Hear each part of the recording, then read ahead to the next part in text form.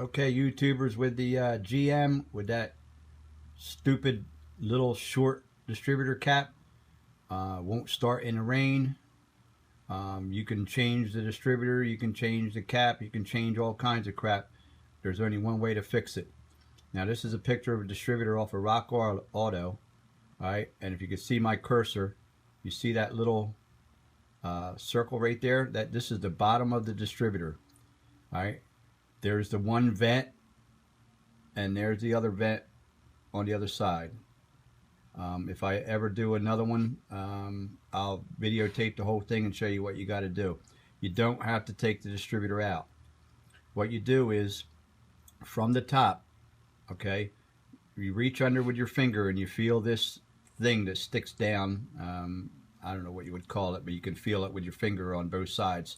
If you look up top, there'll be an opening with a hole.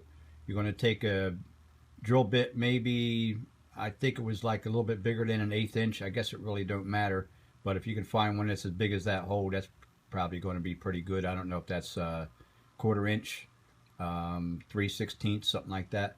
And drill it from the top. Just drill it straight through till your drill bit actually comes out the bottom here. Shut the drill off, and you can reach around the bottom and make sure the drill bit went all the way through. Of course, you're going to take your cap off, and you're going to take your rotor off. The cap is a 20 Torx bit, and the rotor is a 15 Torx bit. I use the socket type. So just take the cap and rotor off and find that hole.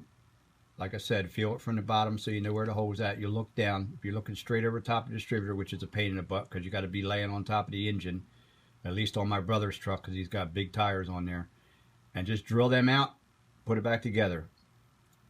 I went and picked this truck up one day. It was raining because it wouldn't start. Put it in the garage, drilled them out, put a new cap and rotor on there. I don't really think that made a difference, but I did anyway. And it fixed the problem, and he's been driving it in the last 3 days of rain with no problem. Okay? That's what happens is, from what I understand, is when that rotor spins inside that little short distributor cap, it creates an electrical charge, and it turns the air inside of there into ozone, and that ozone will actually grab the electricity as it goes around, as it spins real fast, and it won't let it get into the, it interferes with it, I should say, and it'll be firing all over the place, and it'll just cause chaos in there, and then it won't allow it to fire through the right point of the distributor cap into the wire. That's what I understand. I've been researching it like crazy, but either way, drilling these holes out, you won't have no more problem, and you will be a happy camper. And when you go to start your Chevy, it'll start. I don't care if it's pouring out. Okay? All right. Hope this helps. Like, subscribe, whatever you want to do. I'll try to put these videos on here that I can't find. I couldn't find nothing on YouTube about this particular problem.